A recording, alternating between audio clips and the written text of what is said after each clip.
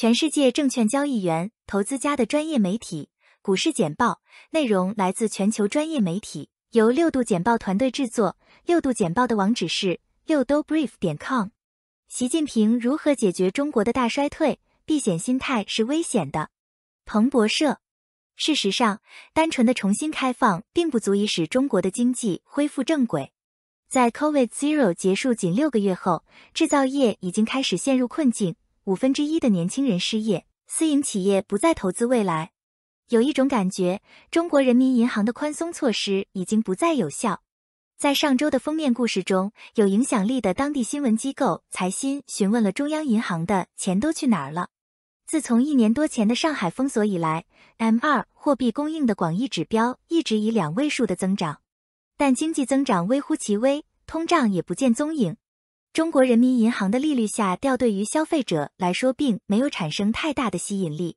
他们并没有利用中央银行提供的低利率购买更多的房屋，而是加快了现有按揭贷款的还款速度。私营企业似乎也没有扩大其固定资产投资。相反，消费者和企业主正在减少债务，并将多余的现金存入银行存款中。在财新的文章中，该杂志问道，中国是否开始出现一种经济异常现象？这种异常现象曾困扰日本。该杂志引用了经济学家 Richard Koo 的著作，包括《宏观经济学的圣杯》，从日本大衰退中吸取的教训，担心中国可能正在遭受 Koo 所称的资产负债表衰退的困扰，即大多数公司忙于最小化债务和修复资产负债表，而不是追求最大化利润。从某种意义上说，习近平主席于2017年末开始的去杠杆化运动取得了太好的效果。然而，这种避险心态也是危险的，它使得传统刺激措施无效，并使中国脱离了正常的商业周期节奏。只需看看日本失落的几十年就知道了。因此，北京需要立即采取行动，以阻止中国的大衰退蔓延。现在是顶级政策制定者放下监管者的角色，学会成为投资者的时候了。中国越来越难从西方投资者募集资金。日经亚洲。中国专注的风险投资基金行业的一些顶级参与者警告称，由于地缘政治紧张局势升级以及亚洲最大经济体的复苏乏力，中国风险投资基金正面临越来越难从西方投资者募集资金的困境。管理着约26亿美元的中国生物技术投资者 Steven Wang 就是其中之一发出警告的人士。自2017年地缘政治紧张局势迅速升级以来， Wang 表示，多年来他一直在稳步减少对美国投资者的依赖。在接受日经亚洲采访时，他对情况在短期内改善并不乐观。美国和中国的关系恶化，华盛顿正呼吁其盟友对北京的经济胁迫做出回应。美国政府在过去几年对中国特定行业和公司的投资实施了限制，并且拜登总统计划引入进一步限制措施，以限制中国获得关键技术。有传言称，他还可能签署一项行政命令，创建一个机制来审查美国对外投资。失望的疫后复苏和模糊的经济前景也对投资者的观望态度产生影响。日经采访的至少10几家风险投资公司表示，他们认为中国在今年年初重新开放边境后，筹资活动并没有像他们预期的那样回暖。投资者对中国经济复苏的速度和可持续性越来越持怀疑态度，特别是最新数据显示，5月份的月度工厂活动下降。过去，在中国的风险投资中，很容易获得2位数净回报，但现在即使是中国最成熟的投资者也认为这一壮举难以重复。Ramaswamy 在上个月香港的一次媒体圆桌会议上表示，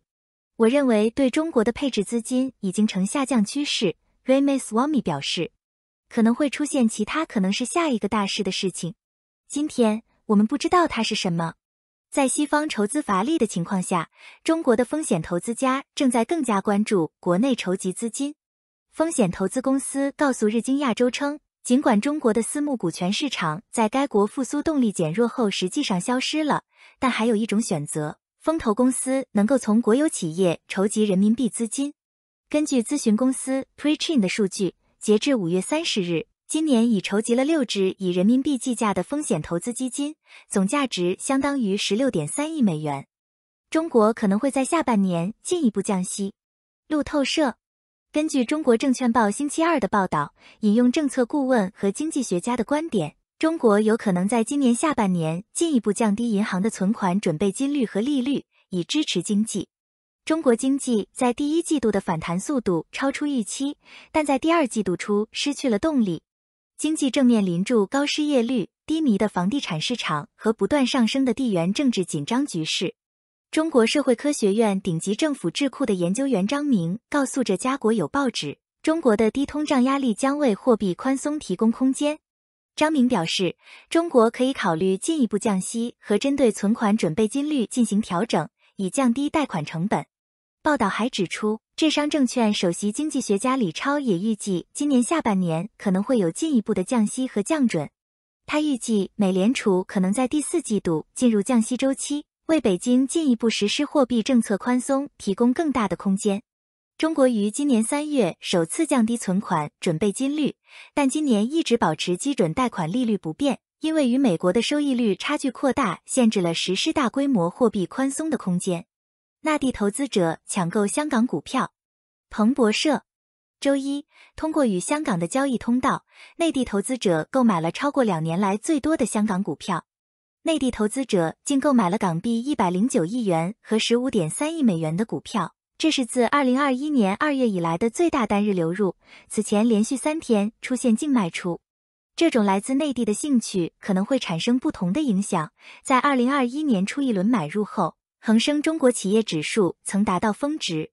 此次资金流入发生在上周五，香港指数包括基准恒生指数和恒生中国企业指数出现了自3月初以来最大的涨幅，而上证指数则只略微上涨。最近的中国数据疲软，导致投资者对疫后复苏的力度产生了质疑，而上周五宣布的有限经济计划表明，目前可能没有更广泛的刺激措施。香港保险公司友邦保险向影响力基金投资2亿美元。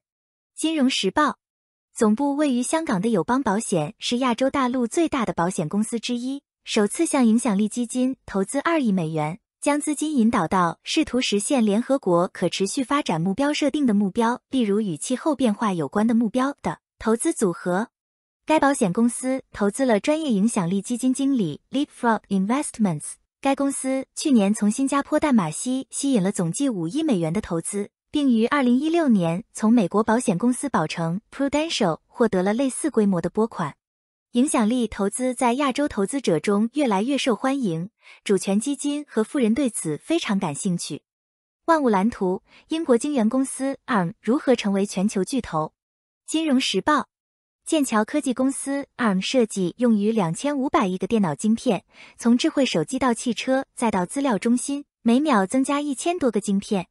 虽然 ARM 可能不会在其本土市场受到赞誉，但它是为数不多的在亚洲和美国巨头主导的行业中举足轻重的英国科技公司之一。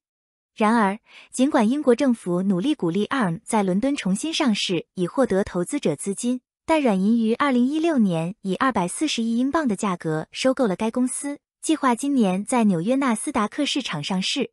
印度股市开盘持平，因美联储、印度储备银行暂停加息的可能性上升。路透社，印度股市在2个看涨交易日后将于周二缓慢开盘。此前新数据显示工资增长放缓，失业率上升，这导致人们预期美联储下周可能会暂停加息。然而，摩根士丹利分析师认为，尽管估值昂贵，但印度股市仍然具有吸引力，并暗示周期性股票是必经之路，同时继续增持金融、科技、非必需消费品和工业板块。一家中国初创公司正在将酵母转化为替代乳制品。南华早报，总部位于上海的科技初创公司 Changing Bio 推出了中国首个由微生物蛋白制成的乳制品系列，提供的变化包括奶油乳酪、双麒麟和帕尔玛干酪粉，所有这些都使用公司专门开发的方法从酵母中提取蛋白质，这是通过使用生物质发酵或精确发酵技术进行的。该过程消除了对动物的需求，消耗了饲养牲畜所需资源的一小部分。美国熊市结束了吗？加拿大环球邮报，标准普尔500指数已达到比2022年最低水准高出近 20% 的标记，这对于定义牛市非常重要。该指数去年跌入熊市，从峰值下跌超过 20%，此前对高通胀、利率上升和经济衰退的担忧笼罩住该行业。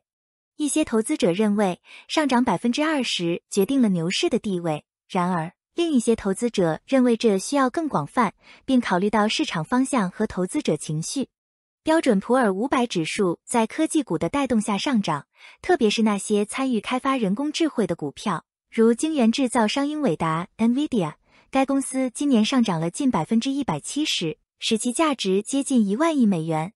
国际货币基金组织，移民可以说明抑制英国通胀。BBC，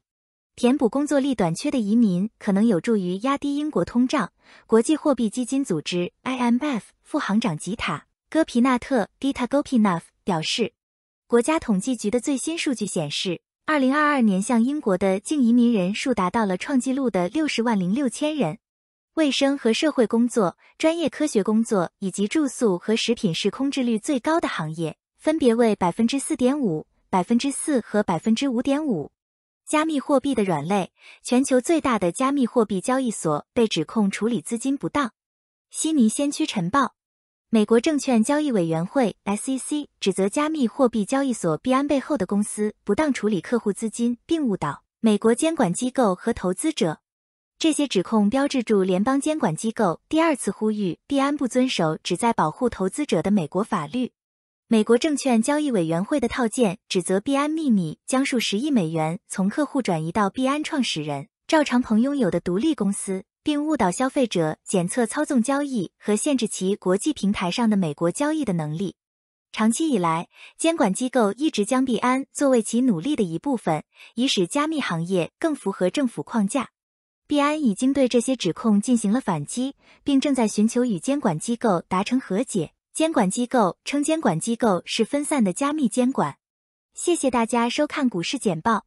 这是由6度简报团队为您制作的内容。